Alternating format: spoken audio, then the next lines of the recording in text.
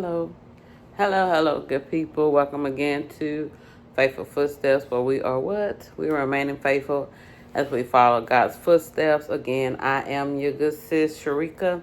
So I hope that you know that when you woke up this morning, that you are blessed and highly favored in the Lord. You are created to win, so go and get the win. We are created to win. But that doesn't always mean that you're going to win. You got to put your feet forward. Like when Peter stepped out of the boat, he had to use faith in stepping out. So you created to win. So step out on the win and go get it. Okay, so here we are. Genesis 37, the AMPC. So this here is the amplified version.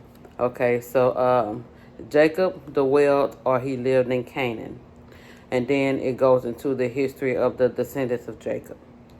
Okay, so when Joseph was 17, which we know is one of Jacob's sons, he was shepherding the flock with his brothers, the sons of Bilhah and Zilpah, the maids to the first wives, Leah and Rachel. And Joseph basically told on them, or he gave a bad report to the dad. Now, Joseph, why you tattletelling? But anyway, now here's the part that brought the trouble. Israel loved Joseph more than all of his children, and he made him a tunic or a robe of many colors. And when his brothers realized this, they hated him or refused to talk to Joseph. Joseph was the favorite child. So, of course, that is going to bring some tension in the household, in the family anyway. Okay, Joseph, like MLK, he had a dream. And he told his brothers. Problem number 2. Okay, which made them hate him even more. He said, we were binding sheaves in the field, and mine rose and stood upright, and yours stood around mine and bowed down. And the brothers, they was hot. They said, so are you saying that you're going to reign over us and we're going to be your subjects? Baby, look, they really hated him. My boy Joseph had another dream. And guess what he did? Guess who he told? He told his brothers. I guess either Joseph didn't feel the hatred or he really just didn't care about the hatred. Or maybe Joseph like, I don't have anybody else to tell. I'm excited about this dream, so let me tell them again. So he said not only the 11 stars, but also the sun and the moon bowed down in reverence unto me. And so they went and they told the father. So Jacob rebuked Joseph and said, so you saying that me and your mother and your brothers are going to bow down to you? So while the brothers was jealous and envy, the father observed what Joseph said and he pondered it. Long story short, the brothers came together with a plan to get rid of Joseph. So obviously the brothers realized it too, that it was just something special about Joseph. And you don't know that people in your life will realize that it's something special, something peculiar about you, and then make them hate you, make them want to get rid of you, make them plan your demise while smiling in your face. I'm telling you, be careful. So Israel, which we know is Jacob, told Joseph to go check on his brothers and to come back and tell them what they're doing. Because as we previously learned, Joseph is a what? He's a tattletale. So he wasn't just a dreamer, he was a tattleteller too. And one would think that at 17 that you're too old for tattletelling. But we digress. A man found Joseph because he had gotten lost, and he asked him, what you looking for? He said, I'm looking for my brothers. Have you seen them? And the man said, well, they were here, but I overheard them say, let's go down to Dothan. And so Joseph went there. And when they saw him coming, that's when the plan to kill began. They said, here comes this dreamer, so let's kill him and throw his body in the pit. And as we learn in Genesis 34, these boys had no problem with killing. They said, let's kill him and tell our father that some wild and ferocious animal devoured his body, and then we'll see what happens to his dream then. So people You see how that happened? So when somebody come along and tell you that somebody is going to kill or trying to kill your dream, just know that if it happened back then, it still happens now, that people are trying to kill your dream. That's why you got to be careful who you were telling your dream to. Sometimes you have to do like what Israel did and ponder the things in your heart until God bring them into fruition, because a lot of people, soon as you tell it, the devil automatically go to working to make it stop, to make it not come to pass, to put doubt and fear in your heart, go to working against it. Because some people are so upset or afraid that if you realize or come into the full potential of who you are, of who God created you to be, that you're going to be dangerous in what you are. You're going to be a threat to them. So stop telling everybody everything and just do it. Okay. And my knowing what's going to happen, and they didn't. They had no clue that Joseph was going to be the reason that they was going to be able to survive the famine while they plotting and planning on him. They had no reason that he was going to be the reason that they was going to be able to live and not die. Okay? Okay. They had no clue that even in this evil plot of theirs, that God was working. Also, that lets you know that it don't matter what the devil plan, God can turn that plan around for your good. You may not see the God in it right now, but baby, you will see the God in it later. Okay, so the older brother Reuben heard them and said, let's not kill him. He is our brother. He said, no bloodshed. We just going to throw him in the pit out here in the wilderness. See, Reuben's plan was to rescue Joseph and deliver him to their father later on. So when Joseph got to them, they stripped him of the robe and they threw him in a pit. And so when Reuben left, the brothers sold him to some Ishmaelites. And they sold him for 20 pieces of silver, and they took Joseph as a captive to Egypt. And so when Reuben returned, it's like the brothers knew that Reuben was going to come back and try to save him. Reuben didn't find his brother, so he rent his clothes, he tore his clothes. And he told his brothers that Joseph was gone, which they already knew.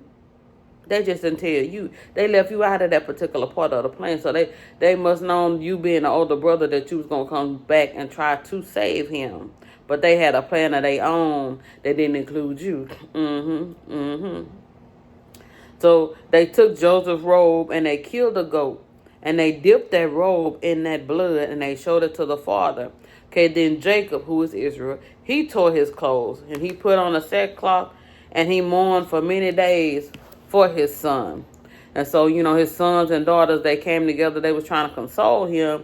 But Jacob didn't want to be comforted. He got to remember, that is his favorite child that y'all have gotten rid of. What was y'all thinking? Did you think that just because you got rid of him that the dad was going to be happy? He was going to be peacock proud and honeymoon happy that you got rid of his favorite child? This man needed time to mourn. He said, I will die mourning for my son. And he cried for Joseph. That is so sad. But really, like I said, back in Genesis 34, if you go back and read it, you realize that these sons of Jacob was something else. Reuben and the rest of them. And I understand, being protective of your sister. I understand your sister was disrespected. She was raped and all. But baby, the plan that they came up with, it was gruesome. It was really gruesome. It was terrible, but baby, they did that. They didn't mind killing people. Okay, the Midianites and the Ishmaelites, they sold Joseph in Egypt to Potiphar, an officer of Pharaoh and captain and chief executioner of the royal guard. Sad to say, this story is making me think of the young girl who got killed by her so-called friends in Mexico. I don't remember or recall what her name was. It was the four things. They was jealous of her. There was wolves in sheep clothing. They succeeded in their plan to murder her, and sadly to say, they got away with it. They have not been punished still to this day, and it's been some years. So just like her, Joseph's brothers, they was jealous of him. They was wolves in sheep clothing, which they basically showed that they didn't care about him. But the daddy didn't see it because he was a tattletale. Okay, they succeeded in their plan to get rid of Joseph. Just like they succeeded in their plan to kill this girl. And they got away with it. Just like them brothers. Right now, it looks like they getting away with it. But watch who you tell your dream to. Even Selena, you know, the music singer, what's it, Bitty Bitty Bamba, something like that. You know, that I can fall in love with you. Y'all know who Selena is. Don't be so saved that you don't remember. You remember. Her biggest supporter. Why are they interviewing Yolanda right now? It really baffles me. Let that story be dead and buried like Selena. Why are you trying to resurrect this right now? This woman done served her time, got out, and why is she still talking? I'm telling you, and this is a whole different situation. What I'm talking about now. Even her biggest supporter, here we go, was stealing from her and killed her. And this woman done got out. I'm telling you, entertainment business is doing anything for clout, anything. And people who are watching this, it's something wrong with you that you want to watch what this woman has to say. It needed to be shut down. It needed to be done with. But anyway, we have to be like Mary and just ponder these things in our hearts. Stop telling everybody everything. Let it be just you and God talking about it, and ask him to surround you or show you who to surround yourself with. Because people may not literally kill you, but they will try to kill your dream. They'll try to kill you with this little thing right here. In James, it talked about the power of the tongue and the deceitfulness and the deception that can be done with it. I'm telling you, it can kill. Do you understand what I'm saying? It can kill your dreams, your vision. I'm telling you, it will. But I need you to use it in order to build and not kill. And I need you to learn the purpose of silencing the tongue. I understand that you are excited. You are excited about what God has showed you and about what he's revealed to you. But again, ask God who he wants you to tell that dream to. Who he wants you to surround yourself with in order to make the dream come to fruition.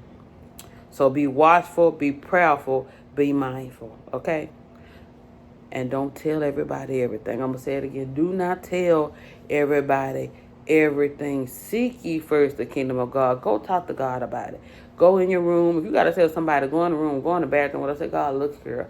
I heard what you said. I saw what you showed me. Now tell me, show me how to go get it. Show me who I need to surround myself with. Show me who I need to get rid of. Because I want to live how you want me to live. I want to be able to walk this out like you showing it to me. And I don't want to be in the midst of people who are trying to kill my dream. I don't want to be in it. Even though you know God is such a dynamic God that he will cause you to rise in the midst of your enemy like he's going to do Joseph. So even in the midst of what the enemy meant for bad, God can still turn it around for your good. So you continue to be encouraged today. Do you hear me? You are created to win, baby. So go get your win. Have a great day.